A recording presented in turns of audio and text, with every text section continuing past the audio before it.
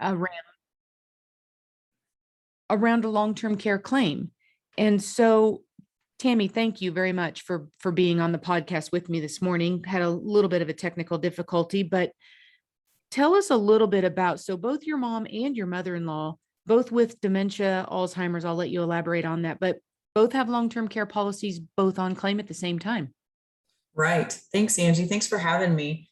You guys have been awesome to work with. We appreciate everything that you do for us. And yes, thank you for taking the time to go through all of this information with me. Getting my mother-in-law on claim was not as easy as I thought it would be. Yes, my mother-in-law ended up with some kind of blood pressure issue in 2017, went to the hospital and just was very confused, and she lived alone, and we knew that she had to activate that policy. We thought, put her into an assisted living. It's quite the process to go on claim, and she did not qualify. You and I talked at length about that. You have to be either severely cognitively impaired or, fill 2 of the 6 ADLs. And she did not fill the 2 of the 6 ADLs, 1 of the 6, but not 2. And she kept passing the darn test. And so we had having those, I'm air quoting, right? Having the good days. That's right. Right. I mean, we were happy that she was passing the test on one hand, but on the other hand, it was, taking all of her assets to stay in that assisted living facility. So yes. So anyway, then she was diagnosed with dementia, but again, if you can pass that test, you cannot get on that severely cognitive, you don't meet that requirement. So, Tammy, that's worth noting, right? Because we kind of say, oh, you can go on claim with 2 out of 6 activities of daily living or a cognitive impairment. But the key word there is it's not cognitive impairment. It's a severe cognitive impairment.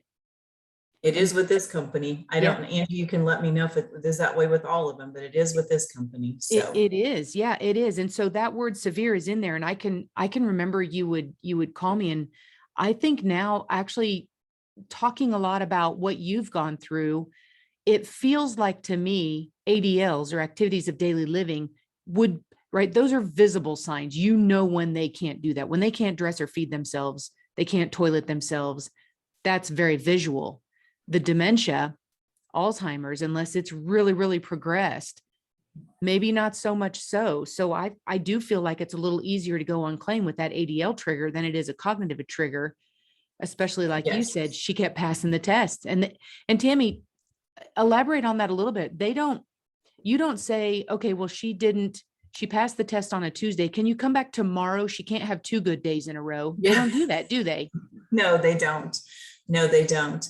And I think it depends on who's administering the test a little bit too. Sometimes they try to help a little bit, which, there's just some, skewing of that sometimes. And I don't know. The test it's interesting the way that works too.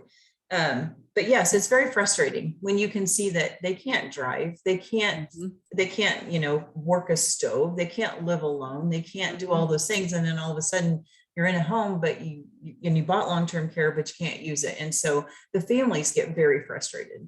Very frustrated. They're like, well, who do we sue? I'm like, we don't sue anybody. Who do we? Who do we sue? No one. So well, that's pure emotion right there. I mean, really. And I empathize with that because it does get frustrating. I mean, Tammy, we think, we say, oh, it takes a village to raise a family. Well, guess what? It might take that same village to take care of our parents when the roles get reversed a little bit, because I mean, before your mother-in-law went into the hospital, did you guys kind of see some signs, but really didn't necessarily think that it was moving in that direction? Right. We lost her husband in 1996, in August of 96. And every August we have an issue with her. And it was August again. And we were having these issues with her again. And then in September is when she went in. She actually didn't go on claim until she fell. And when she fell, then she was failing 2 of the ADLs. And so then the claims process started. And again, it's lengthy. It's not like you call the company and say, hey, this is what happened. She's failing 2 of the ADLs and let's go ahead and send those checks right out. Because that's not the way it goes. It takes Yep. a long time. And Yep. you're always in arrears, and people, that's another thing that people don't realize. You're Mhm. just, it takes a minute to get the check here and they mail it. They will not, I don't know if other companies do, but this company does not direct deposit. So we have to wait for the check to get here every time. Mhm. And that is a lot too when we talk about reimbursement contracts, right? Reimbursement means they're reimbursing you for the care that you've paid for, which is in the rears. Right. And But this is also, it's an indemnity policy. really, So yes, and we still have to do the same thing with the indemnity policy, which is ridiculous to me because we know how much she's going to get paid. Right now it's $245 a day. We know that that's going to come out, but they have to have that every single time. And sometimes that fax doesn't go through and we don't know it doesn't go Yep. through. So, families are planning on that money coming Yep. in. You just need to really stay on top of that. So you just never just breathe a sigh of relief that, hey, this is all good. And then my mother-in-law had to go back into the hospital just recently, spent 19 days there. When she came out, she couldn't go back to the assisted living and had to go to a long-term care facility. Well, when that happened, then what does the company have to do? They have to recertify everything about that new. So again, here we are with no money again for a while, which, we built up the money because on an indemnity policy, she was actually getting more than what she was paying. Now we're going to be the opposite. At $245 a day, they just raised their rates. It's $255 a day. So she's out of pocket a little bit, not much. But we've, saved the money in the meantime. But yeah, and it just takes a while to recertify. My mom also moved facilities from a assisted living to a memory care unit, and they have to recertify all of that again. And it's taking forever on both. So, and from a company standpoint, they only go like once a week to present every case to this board of people. So if you don't have if the facility hasn't sent things, the doctor hasn't sent things, the family hasn't sent things, then they can't present. So it just delays it all the time. So just a lot of moving parts for all of that. Tammy, how much of this fell on your shoulders because you were the one in the family in the insurance business? Well, it really did. My mother-in-law has 3 kids. I'm married to one of them, and the other 2 live in Florida. So they weren't really, I've always just taken care of her finances. I've taken care of her basically for all these years. So yeah, it all fell on me with her. Now, since then, my sister-in-law has bought a house and come back here to just kind of spend her last years with her mother as much as she can. But yes, it's been a lot. And then of course my parents the same. They were a little different vibe with the parents because my mom could stay home because my dad was there. And so they had home health agencies. We use the home health side of the policies. And again, you have to, actually, my mom actually failed her test. So she was the severe side. And so anyway, had people come in, but this industry is really tough right now, like everywhere.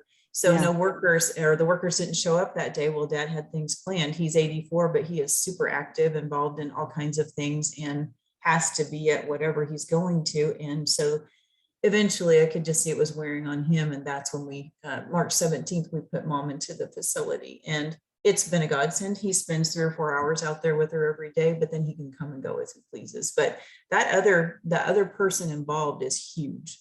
It's huge. That is so really, you kind of say to yourself, 2 moms, 2 dementia, Alzheimer's claims, both with long-term care policies. You would think I've stepped through one, I can step through the other, but what a paradigm that you have so many differences between them, right? we had a widow, and then we have your mom who has a husband. And what's interesting, Mom used home health care.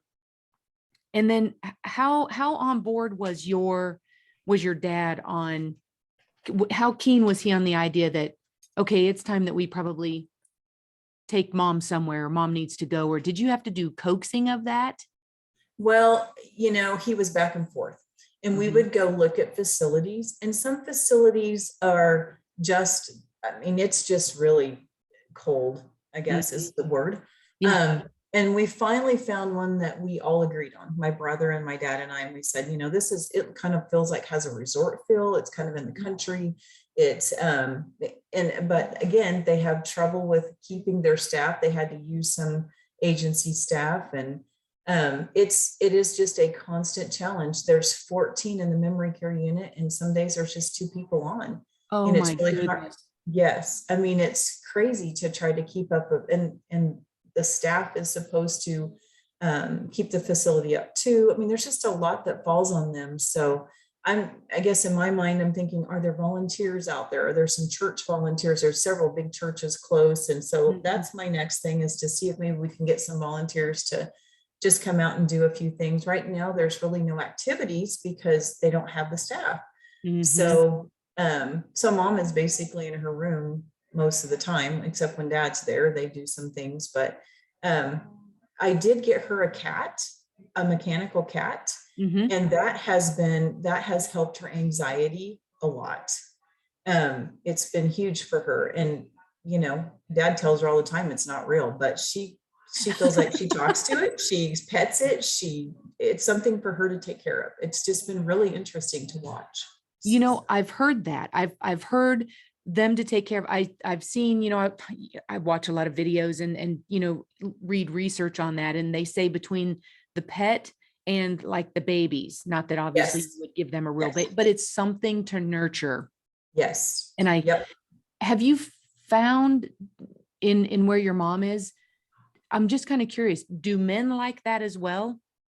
I'm wondering if Okay, men like the nurturing. so my mother-in-law is in kind of I'll just call it the dementia table, because all of them around the table that she eats at all have dementia.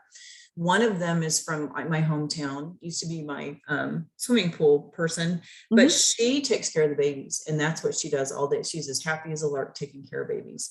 Mm. Another one at the table has a dog. I think she named it Wilhelmina, but she takes care of this dog. No Mhm. one really has a cat there. And then my mother-in-law was never a pet person, so she doesn't care. And then the other lady at the table doesn't either. But Mhm. it's interesting to watch each one of them and how they respond to different things. They had real cats in the assisted living that my mom was at. Mhm. And that was great for her. And that's kind of where I got the idea. I thought, well, Mm. we can't have a real cat, but we could have a mechanical one. But there were people over in the assisted living that those cats meant a lot to them. So, Mhm. mhm. Yeah, pets are huge. Wow. I mean, you caught me last Friday, Tammy, when I was in the middle of, my mother-in-law's Mhm. situation Mhm. as well. And I think there's just a lot of similarities there. You can kind of see the writing on the wall. And so my brain is kind of going forward into this. But what I'm finding interesting that you're saying is they're both on claim, but your work is not done. I Oh, mean, no. you are Mm-mm. still very actively engaged. It's just not, even if you hadn't moved facilities with both of them, your work is still not done. I mean, you're still talking about trying to find volunteers because of a Right, lack of staffing right.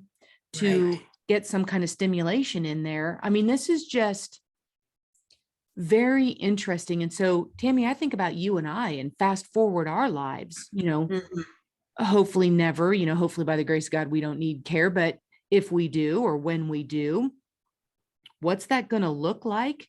Right, Who's going to be there to provide that care? Who would have ever have thought? I mean, we've kind of always talked about the turnaround inside of facilities, right? Because it does take a special kind of person to work at a skilled nursing facility, and right. it would be a very taxing, especially I would think with the dementia Alzheimer's, because I find that they either kind of go into it nicely, or some of them become very combative and not so nice. And Mhm. that would be Yeah. very hard. That would be my mom. She goes in, but she does not care for the staff at all, and she will not take a bath. And so I think they try to give her a bath basically during sundowning. So my dad has had to give her all of her baths, pretty much. And so he told him, he said it's time for someone else to give her bath. And so they're going to try to switch her to daytime and maybe see if that will work. But she just does not. She still thinks she's in her home, sort of. So she doesn't understand where those people are, and they're not nice. That's what she always says. She won't eat. we have a hard time with her eating. That's why dad goes out, helps her eat. So I don't know if it's the medicine she's on or if it's a depressive state. She's probably lost 40 pounds in the last, I don't know, 6 months, a year, whatever. So, and then my mother-in-law wasn't eating either, and she always has a good appetite, but she's finally getting back to where she's eating good again. So I think it's so important for them to eat to keep that strength up and protein, especially. So, Mhm. yeah. And you know, what's interesting is just going back to that, your work is not done. I mean, No. you are still, I've kind of coined the phrase, you're still, even though you have insurance policies that are paying for the room and board and, you know, the 3 meals a day and the 24-hour nursing care, you are still a sideline caregiver. Right. I mean, you are Right. still, I think I even remember you mentioning, um, the food that I think it was maybe your mom, where when she went from, or maybe it was your mother-in-law, when she went, the drastic change of food choices that they had going from maybe assisted living to the nursing home and how, Yeah. And again, I think it's staffing, but ham sandwiches and chips or a hot dog and chips or something like that. Now they have gotten better. We're getting some spaghetti and we're getting some, you know, some good meals. And like for the holidays, they've had good meals. I think they were thinking finger food would be the best for them. But, you know, to me, I'm thinking we need some good protein. So, and fruits. yeah, I would, yeah, I mean, a true balanced diet. I mean, not something Right. that, I mean, we're not, yeah, that was so interesting to me. Um, so if you had kind of back to what we're, if you had to pick out, because honestly, it all kind of sounds a little bit depressing. Um, if you had to pick a bright spot in all of this, what would that bright spot be? Well, you know, I'd say that I'm really happy financially that they both bought those long-term care policies. I mean, we just sort of hit that at the right time. It was 1998 when we sold those. Mhm. And it was someone from your office that actually came out here and helped me get those done. Wonderful. But yes, and I'm very happy to say that we did that. Back in the day when we were doing that, I think care was maybe $60 a day, something like that. Oh my. And my parents, my brother is also a financial advisor, said they bought two policies. They bought one for me and one from him. So luckily, it's sort of a stackable thing, and you don't have to worry about, you know, working together or anything. They work independently of each other. So his Mhm. is a reimbursement, mine's an indemnity. So it's been kind of interesting to watch how those worked as well. But so far, they've done really well, both of them. Um, my mother-in-law's is just the indemnity, and I think her assisted living was like 41.75, and then she was getting around 7,000 a month. So we saved all that money because we knew if she ever went to a long-term care, we're going to be paying again. Mhm. But that's all she has. But yeah, the two of them, I'm happy that they have that, because watching my mother-in-law's money go out for a year and a half before she went on claim, that's really hard to just know that she worked hard for all those years Mhm. and then wasn't able to preserve that. So, but that's a bright spot. They're always happy to see us, you know, and you know, mom's attention span's not very long, so she's good with 20 minutes. My mother-in-law never wants us to leave, but that's just part of that too. Mhm. But and she's being well taken care of in the new facility. She was in a great assisted living. They do a ton of stuff there. They're always making birdhouses or have exercise classes or playing bingo or something. So but yeah, Have she's you- well taken. They're both well taken care of. We know they're safe. You know, they don't Mhm. have to be at home trying to figure out how in the world we're going to take care of them or with us or yeah. Mhm. And wouldn't you say, I mean, did both of them, when the family decided it's going to take more than us, it's going to take more than the family, did the moms, did they comprehend that, or like you said, your mom still thinks she's at home and maybe there's just strangers there and she doesn't like them, but Mhm. do they, did anybody kind of resist, like absolutely not? Because I think that would be a tremendous emotional pull for the family to say, okay, fine, nope, we can't do this to mom. Well, the situations are different. So my mother-in-law didn't have anybody at home. The two siblings are in Florida. I work full time. My husband works full time. We couldn't do it. So she understood.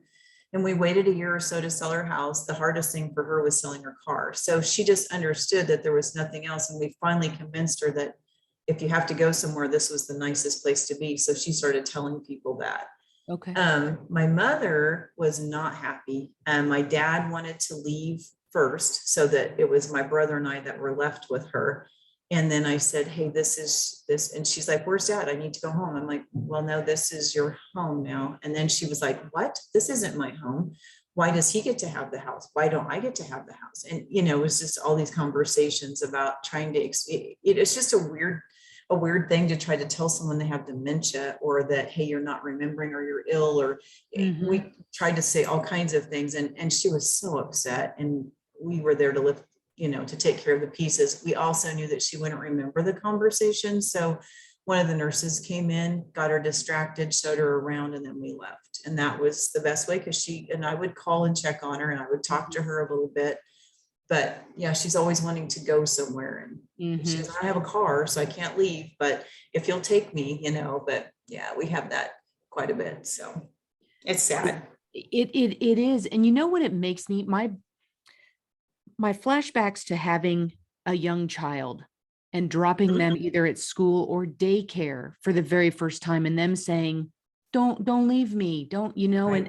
and as a parent, how you feel about that. And it's just pulling at your heartstrings, but you have to. Right. And I think that was probably really smart of you to make sure that dad stepped out first, because that would be I mean, gosh, how long have your parents been married? 62 years.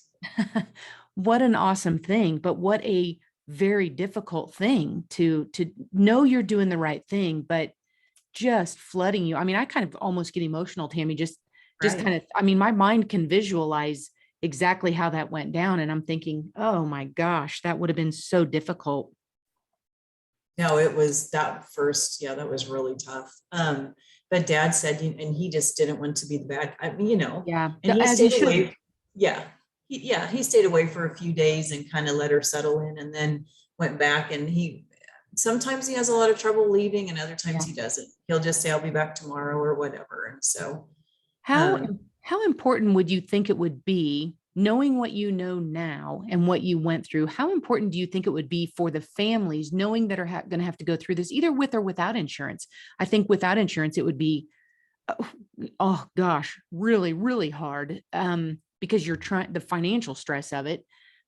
But how important do you think it would be for families to truly go through some sort of education or training or support group for Alzheimer's and dementia, so that you understand sometimes the things that they say are going to be hurtful, but it's not, that's, I don't want to say that's not what they mean, because that probably is what they mean at the time, but how do you kind of build that wall in front of you, and be supportive and loving and caring and nurturing, while yet still doing what's right for them? I mean, did your family reach out for support for that stuff? we kept encouraging my father to. I have different things. I have emails that come every day from a dementia thing, and then a Facebook thing that comes every day. And so I read different things about that or whatever. And then my dad finally did join a support group, and he said it's been the best thing he's done, because Wonderful. people are and some people have lost spouses, and some people are in the same situation he's in. So it's very good for him. His church has been pretty good. He goes to church every week, and he has a group that he goes to the country club with every Friday. I mean, there's just certain groups of people that have been super supportive and done a lot. So that, I think, is important. My sister-in-law that's here with my mother-in-law has not really been, she hasn't really done a lot of studying or anything, and she couldn't understand why her mom had so much anxiety at night. And I said, if you look up sundowning, you'll understand, because she cries and she gets so upset, and all of those things that happen with sundowning. And so she's finally understanding a little bit more on some of that. But what triggered it one night was the nurse came in and just turned off the lights, and it just immediately started, just her anxiety and her. So, getting their meds right is also important. Some homes will just like sedate them, basically. Yeah. Yeah. So I've had to push on, hey, let's lessen the anti-anxiety and let's do this. And so we're trying to back mom up. At least she can visit now, because when she first went, all she did was sleep. So Mm, it's just, there's just a fine line there of, you don't want them to be upset or combative about anything, right. but yet you want to be able to still visit with them and, Yeah, still be mom some. So absolutely. I've got a girlfriend that's my age, and her dad was just diagnosed with early stage dementia. And I said to them, and then they don't have an insurance product, but I said, it'll be really important for your mom to get into a dementia Alzheimer's support group so she understands, because they keep trying to it's almost like they keep trying to bring his memory back. Like they're going to say something that's going to cue that. And I'm like, all you're doing is frustrating him and frustrating yourself. yeah, That's talk about things that happened back in the day when you guys had all these, it's not the long-term memory. true. So, and I think that's probably more for those of us that are supporting those with the Alzheimer's and dementia, like you did, Tammy. I mean, you learned some of this stuff, because otherwise, how frustrating for you and your family to go through this instead of trying to understand a little bit about what they're going through and what they're experiencing. Because guess what? Someday it very well could be us. Mhm. Yeah. Well, my mother-in-law, it was when she was just on that verge of kind of losing, ground. And she, we'd go to the doctor and the doctor would say, how do you think she is? And she'd be sitting right there. So if you say, well, she doesn't remember this or that, or yes, she's declined, then she goes into this depression. But if you don't say anything, and she thinks you haven't told her something, then she's all upset with you because you haven't Yeah. told her something. And if you say, well, I did tell you, then she gets more upset. So it's Right. just, it's like, what do I do? So I finally I just talked to her. I said, what do you want me to do? Do you want me to tell you everything? Or do you want me to, how do you want me to handle this? And she's like, always tell me. I just want to know exactly what's going on. I said, okay, well, I'm going to write things down for you so that Mhm. you'll remember that I told you, because otherwise she thought I wasn't telling her things. And that was causing a problem between us. So it's just a Interesting. fine line of everything. Now we got past that and we just don't have that. And she just said, oh, my memory, every time we talk about something, oh, my memory.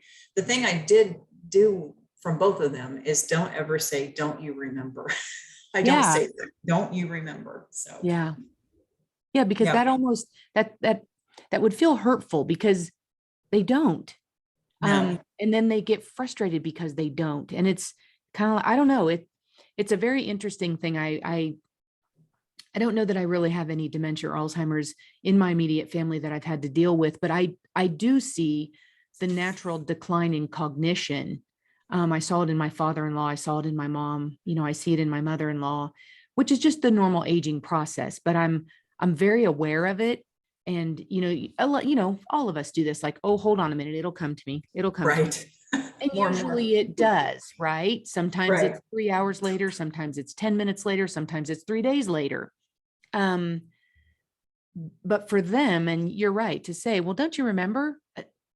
No, and Right. that's It's frustrating hard because to, they it's can't hard to pull not it. say that. Yeah, Mhm. they Mhm. can't pull that. So, um, I don't want to put you on the spot, but I thought, I wanted to, if you have any closing comments, any advice for those that are maybe starting down this path and wondering.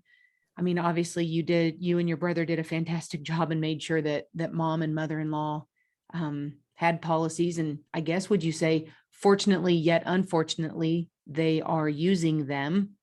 Yes. It's a blessing and a curse, because you have to go through this, emotionally, but what a blessing that you have something. I mean, $255 a day. And Tammy, can I reiterate, they're not in a big major city receiving care. No, no, I mean, no. we're in Kansas, folks. This is at 255 a day. Now, granted, both of them are memory care, but which is always going to be your most expensive level of care, but still, nonetheless, I mean, is long-term care insurance expensive? It sure can be. But is long-term care services more expensive? Absolutely. Yes. Yes. Yep. I would say buy all you can afford at this point. After watching that, you can go somewhere else. I have a friend that they have a farm, their parents do, the dad's in a facility and they don't have long-term care. Well, they've already done the Medicaid spend down, the mom's still here. I mean, it's so sad to see what they may or may not have at some point. So Yep. it's even tougher to watch something like that. So I'd rather have, sold as many long-term care policies as I can. If they don't use them, they don't use them. But with the hybrids though, you have other options than you did back in the day. So. Right. It really has expanded. And really, I mean, this probably, if anything, just makes you more passionate when you talk about extended care planning, because Yes. even if you choose not to buy an insurance policy, you have still made a plan, and planning is what's important. If you have a plan and understand where the assets are, where's the money coming from? And if you don't have money, right, that's what the Medicaid system is there for. Right. If you don't have the income, if you don't have the assets. But if you have something worth protecting, then it's worth having a conversation to plan on protecting that. And it's not the person like your mom and your mother-in-law, they would be getting the care that they need right now probably at the same level they're at right now. Just the funding for that care would look a lot different Mm-hmm. without the Yes. insurance policies. So I can't thank you enough. I mean, this was you being as willing as you are to share two very personal stories, and quite frankly, two very personal stories that you're still very, very involved in. I mean, they're by no means on autopilot. And I don't know if, it's not like Alzheimer's and dementia really kind of level themselves out. I think don't they consider it progressive? Oh, yes. Yes, So they do. And they both take a medicine, they both take some medicines that are supposed to help slow things down. I don't know how you measure that really. mm-hmm, mm-hmm, And there's a point where I think they both don't work. And so we're just going to kind of do some experiments and see what happens with that too. Because mm-hmm. there's no sense taking something that you don't need. But yeah, Sure. just trying to get with the sundowners, you got to do the meds there. And then of course the nighttime med too, trying to keep them asleep at night. That's another big thing. So Yeah, yeah, for sure. and Well, not driving. Tammy, Yeah. Thanks. I, Thank you, Angie. Thanks so yes, much. thank you very much. It was great having you. Next month, obviously the last Tuesday, we'll go ahead and have another podcast on this, but thank you for sharing that, Tammy. I really do appreciate it. And we will talk to everybody next month. Thank you.